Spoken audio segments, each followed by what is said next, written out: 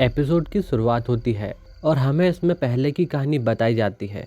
साल 845 में कोलोसल और आर्मर्ड टाइटन को देखा गया, जिन्होंने बाहरी दीवार तोड़कर इंसानी जिंदगी तबाह कर दी, जिस कारण इंसानों ने मारिया दीवार छोड़ दी और आबादी के 20% लोग मारे गए और वे दीवार रोज के अंदर चले गए। साल 850 कमांडर कीट कैडेट्स की ट्रेनिंग ले रहा होता है। सभी जंगल में वजन लिए चल रहे होते हैं, जिससे आर्मिन की हालत काफी खराब होती है। तब आर्मिन का वजन हल्का करते हुए राइनर उसकी हेल्प करने की कोशिश करता है, लेकिन हिम्मत दिखाते हुए आर्मिन खुद ही वह टेस्ट पूरा करता है। ओडियम गियर से उन्हें टाइटन्स की गर्दन पर वार करना होता है, जो कि उनका वीक जोन है, जहां वार करने से वे मर जाते हैं। एनी लियोनहार्ड, जिसके सबसे बेहतर रिफ्लेक्शंस है।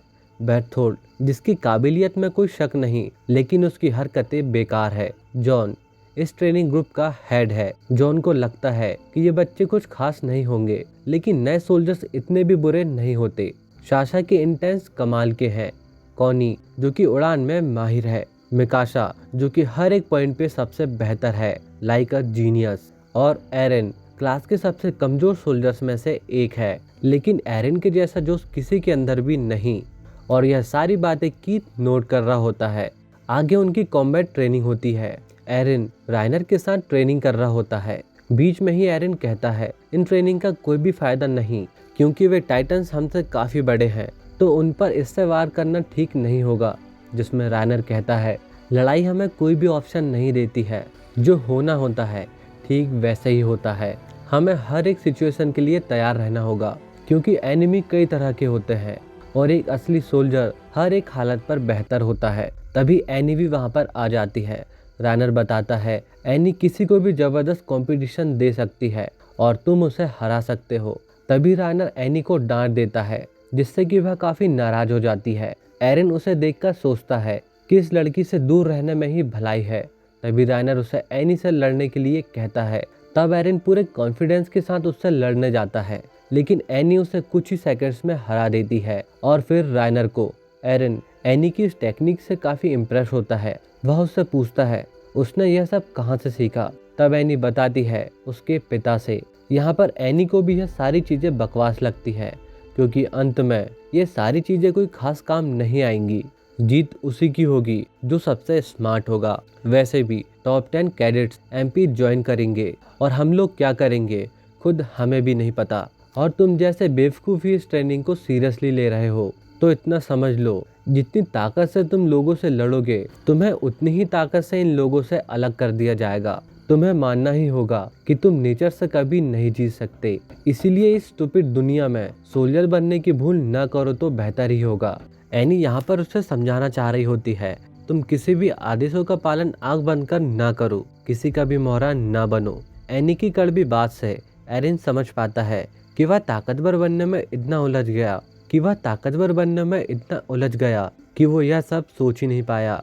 ये ट्रेनिंग टाइटन से लड़ने के लिए नहीं, बल्कि उनसे भागने के लिए है। रात में खाने के समय आर्मिन कह रहा होता है, दीवार के टूटने से सिर्फ स्काउट्स ही ऐसे थे जिन्होंने ओडियम का यूज किया। वहीं जीन मार्को को बता रहा होता है कैसे ओडियम में यूज होने वाली फ्यूल को बचाया जाता है, और वो सब इसलिए ताकि वह सबके सामने बेस्ट दिख सके, क्योंकि वह एमपी ज्वाइन करना चाहता है ताकि वह दीवार के अंदर मजे से सुरक्षित रह सके। तभी एरन कहता है, कभी ये दीवार भी अंदर की दीवार हुआ करती थी। यह बात उसे चुभ जाती है और जीन गुस्सा होने लगता है और एक बार फिर दोनों के बीच बहस होने लगती है। और इससे पहले कि वे दोनों हाथापाई करने लगते, मिकाशा दोनों को बीच में ही रोक देती है। लेकिन इसके बाद भी जीन एरन पर हाथ उठाता है, तो बदले में एरन उसे धूल चटा देता है। एरन की इस स्किल को देखते हुए बाकी सभी लोग हैरान होते हैं। तब वह पूछता है कि तुमने यह सब कब सीखा। तब एरन जवाब देता है, जब तुम लोगों के साथ अपना समय बर्बाद कर रहे थे, उस समय मैंने यह टेक्निक सीखी थी। एरन उससे पूछता है, क्या तुम्हें लगता है एमबी तुम्हें वह सब कुछ देगी जो तुम चाहते हो, और क्या तुम अभी भी खुद को एक सैनिक समझते हो। तभी कीथ वहां पर आ जाता है और पूछता है कि यहाँ पर क्या चल रहा है। कीथ के आने से वहाँ पर अचानक से सन्नाटा छा जाता है। तब मिकाशा बताती है कि साशा ने जोर से पादा है, जिस कारण यह आवाज़ हुई। तो यह कहकर कि थोड़ी तमीज़ सीख लो, कीथ वहाँ से चला जाता है। अगले दिन सभी अपनी ट्रेनिंग करते हैं। कैडेट्स अब ग्रेजुएट हो चुके थे। उनके सामने 3 ऑप्शन होते हैं। गैरिसन रेजिमेंट जो दीवार की रक्षा करते हैं, स्काउट्स जो टाइटन्स को मारते हैं, एमपी जो कि किंग को सर्व करते हैं, जिसमें कि टॉप 10 कैडेट्स क्रिस्टा, साशा, कोनी, मार्को, जॉन, एरन, एनी, बैर्थोल्ड, राइनर और मिकासा। सब कुछ होने के बाद वे लोग सेलिब्रेट कर रहे होते हैं। जिन यहाँ पर समझ नहीं पाता कि आखिर एरन उसे कैसे पीछे कर सकता है। बाकी सभी लोग इस बात से हैरान होते हैं कि एरन ने एमपी को छोड़कर स्काउट ज्वाइन करने का फैसला किया है, क्योंकि वह शुरुआत से ही स्काउट्स ज्वाइन करना चाहता था। उनमें से कुछ लोग टाइटन से बहुत ज़्यादा डरते थे। वे एरन से कहते हैं वे लोग कभी भी टाइटन्स को नहीं हरा पाएंगे।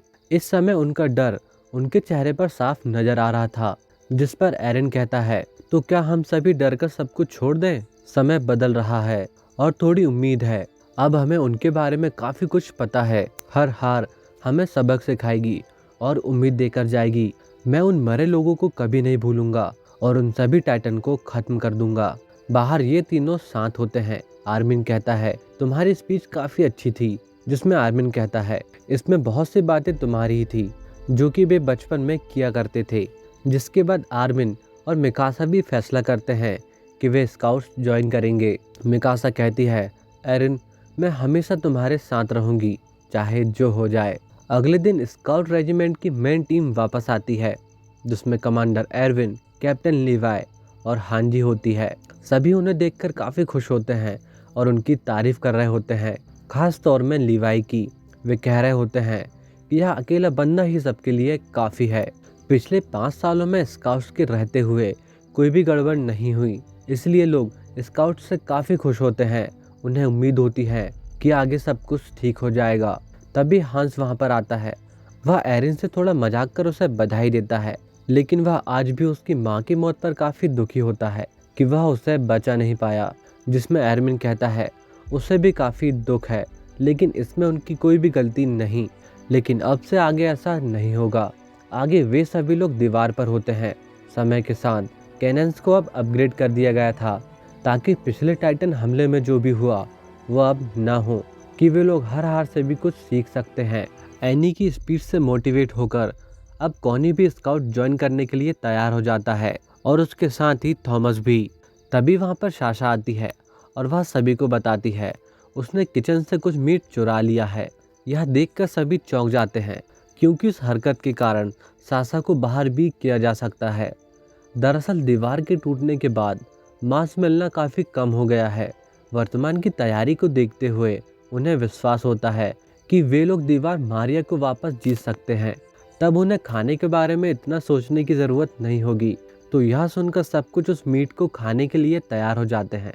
एरिन को अब पूरा विश्वास होता है कि वे अब जीत सकते हैं। तभी एक जोर की बिजली चमकती है और अचानक से वहाँ कोलोसल टाइटन आ जाता है। सालों बाद एरिन अब उसके सामने होता है। टाइटन्स की हीट वेव के कारण सभी लोग नीचे गिरने लगते हैं। तभी सैम्यूल्स का गैर टूट जाता है। तब साशा उसे बचाती है। इस समय कोलोसन टाइटन दीवार पर एक छेद कर चुका होता है, लेकिन एरिन फिर से वही सब होते नहीं देखना चाहता है। वह पूरी हिम्मत से उसके सामने जाता है और हम यहाँ पर एक आइकॉनिक सीन देखते हैं